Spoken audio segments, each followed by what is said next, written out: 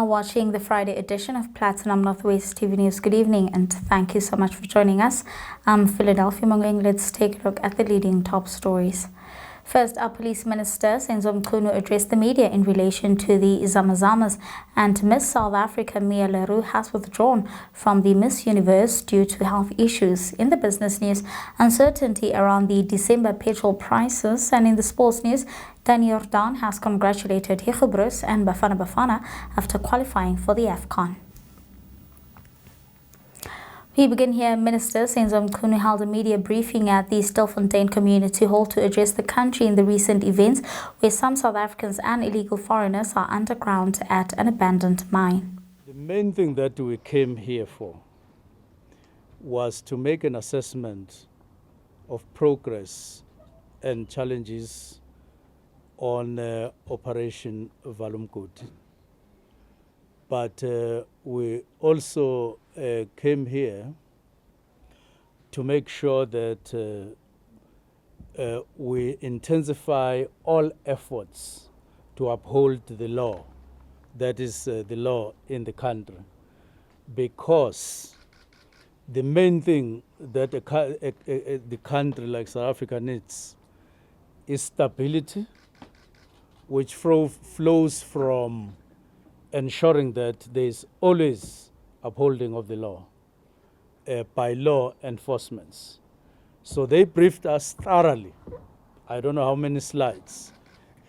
They gave us conversations around every aspect of the slides that they displayed to us, the narratives and everything. Now, our response to the briefing is that we think that the law enforcement agency, with all other stakeholders, have made progress, especially in the last few months. The whole aim of Operation Valumkoti, as conceptualized by or ordered by the President of the Republic last year, was that there must be stability and order in the mining sector from the perspective of what got to be known as Zamazamas in all the 7 provinces where it is found. And then the President ordered that there be a multidisciplinary law enforcement working together. And from last year, November, up to now, a lot of work as presented to us, both in Cape Town and here. It is clear that there is progress. But of course, we know that when there's progress, there will be challenges, as I said. Now, the challenge here has been the slow process of getting those people who are underground out of the mines, the holes in the 6 shafts and the number of mines that the shafts lead to. Now, while in the last few months, 3 or so, there's been better progress, but we need to intensify that. We need a much more quicker process, because it is risky and dangerous for them to remain where they are for a longer period. Now, in order to achieve that, not only do we need the multiplicity of agencies here, as it is the case at the moment, including South African National Defence Force, but we need the community. We need their understanding. We need their cooperation, but we need their willingness to come across challenges. And this will include things that they may not like, but things that will work. And it also includes things that they will like, as long as they will work and produce results. And we're happy that we have held a meeting with all the stakeholders. They spoke, we spoke. When they spoke, we listened. When we spoke, they listened. And we believe that we have a consensus and a clear way forward to make sure that we work together in an organized way to get the people who are underground out.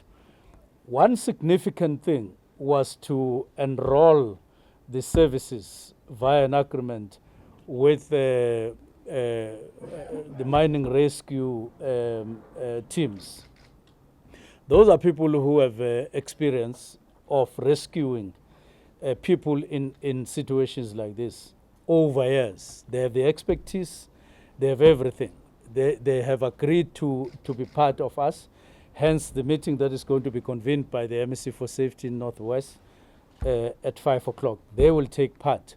But we also want those who are identified as willing to assist from the community to also be part of the meeting at 5 o'clock. And there they are not debating what we're debating here. They are crafting plans that are going to be implemented very soon to make sure that they contribute in an agreed upon operational plan to get the people who are down up. We wouldn't want to use the word trapped because there's nothing that has fallen to prevent them from coming up.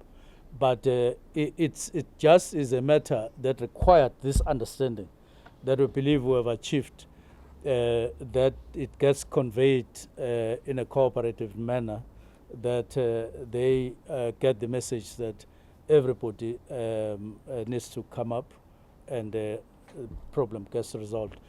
We're happy with the outcome of our meeting. Minister, can I bring you to say a few words? No, thank you very much, Minister. And we really appreciate your presence with the two deputy ministers. That as a province, we are here today. We really appreciate your presence. But it's of importance that we are saying, as a responsive government, when our people have challenges and serious concern, it's always correct that we should be able to respond adequately to our people. We are here today with them. We heard all their concerns. But we are happy that from this engagement, we have agreed on one thing. The agreement that we have is that we all support Valamkoti. We are supporting it, all of us. We are in agreement that this Mekotis that we have throughout, where there are mining activities, it's a problem because there is illicit mining, which is a serious criminal matter. But over and above, there is also a multiplicity of other criminal activities, which is a manifestation of this illegal mining. And therefore, from a strategy point of view of crime prevention, we deal with this, especially when we prepare for Christmas. So we have agreed that we need to fight this with the necessary might of the law. But over and above, we also agree that we must all respect life. And as we respect life, all of us, we believe that all measures must be put in place that we must save life. But government has never refused anybody to resurface. And what we agreed also, which is very important, is that nobody is opposed to people who, if they have committed crime, the necessary process of the law must be followed. Those who are supposed to be deported will be deported. Those who have committed crime, they will have to be arrested and prosecuted. We are all in agreement. But of importance is that before we could do Valamkoti, let's ensure that every little life that is there must be protected. So from where we are saying that the meeting was successful, we are all in agreement. We are going to put extra measures. The team that the minister spoke about, that's going to be led by the MEC, Vessels Morueng, together with the team from the interministerial teams and including the executive mayor of the district and the local mayor, will from today put in place discussions and methods and an approach on how first we are going to deal on enhancing faster and quicker method of ensuring that we save lives. We want to, at least within a week, we should have rescued a number of people so that this thing must not be prolonged forever. Thank you, Minister. Some community members who slept overnight near the shaft were not happy that the minister did not address them and that he simply drove past and had this to say. ska ba tshwara batho ba ba tlhokafetseng ba ka ska ba ema ka maoto ba shebile batho ba rena ba dutse kwa dijaraja dikgwedi ba shebile tsa go ba sheba ba there's nothing that they can do ba ka se go bitse criminal ba go bone o eme hale in the first place re tle botlhoko re bone motho wa ntla o tsuleng ke mocha o dula mo South Africa ha ile mocha o dula mo South Africa a ya go di mine go ra rona ba re mo government re dira eng. In other news, Miss South Africa 2024 Mia Leroux has withdrawn from the Miss Universe competition, citing health concerns. The Miss South Africa organization confirmed this morning. Now, Leroux left the country 2 weeks ago to participate in the global contest in Mexico. The pageant finale is on Sunday morning SA time. Now, the Miss South Africa organization said that Leroux, who made history as the first hard of hearing winner, has shown incredible courage and grace throughout this difficult period.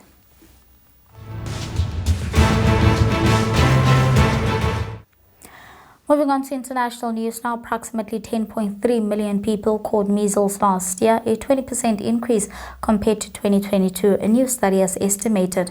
Now, according to the study, the jump in cases of the contagious disease reflects a drop in vaccine coverage published by the World Health Organization and the U.S. Center for Disease Control and Prevention. Measles is one of the world's infectious disease, and at least 95% coverage with 2 doses of measles rubella vaccine is needed to prevent outbreaks. But in 2023, only 83% of children worldwide received their first dose of measles vaccine through routine health services, the same level as in 2022, but down from 86% before the COVID pandemic. Let's take a look now at the business news.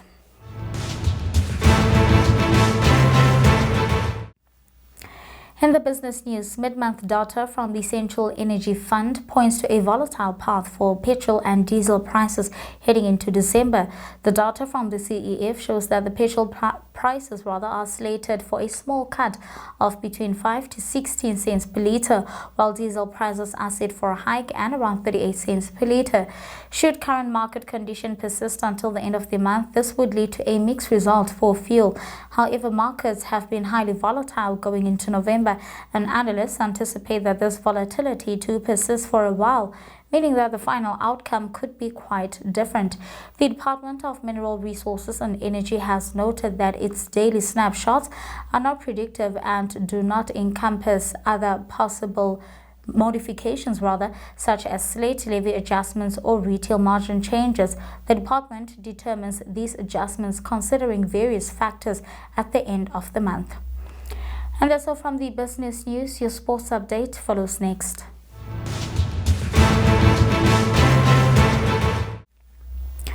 In soccer news, South African Football Association President Danny Jordaan has congratulated Bafana coach Hugo Broos on qualifying for the 2025 Africa Cup of Nations. Bafana booked their spot for the upcoming AFCON without kicking the ball after South Sudan stunned Congo-Brazzaville 3-2 during their Group K encounter on Thursday. The SAFA president, who is currently out on bail after being arrested and appearing at the Palm Reach Commercial Crime Court on Wednesday. The embattled SAFA president and his co-accused were charged in connection with allegations of a 1.3 million rand fraud and theft. Moving on to boxing news now, the highly anticipated fight between YouTube Jake Paul and former world champion Mike Tyson is finally here. The fight takes place on Saturday, 3 a.m. South African time and will be exclusively live streamed on Netflix. The pair will face off in a professional 8-round bout, each round lasting about 2 minutes. Both are set to rake in a cool $19 million, that's about 341 million rand, each for the fight regardless of who wins. 58-year-old Tyson, also known as Iron Mark, was one of the most feared fighters during his career. This will be his 59th bout and his first match since he retired from active boxing back in 2005. The 27-year-old Paul found fame on video sharing platforms Vine and YouTube in 2013. Now, he began boxing in 2018 and made his professional debut in 2020. He has won 10 of his 11 professional fights. And that's where we're going to have to leave it for this week. Thank you so much for watching. Do have a blessed weekend. Good night and take care.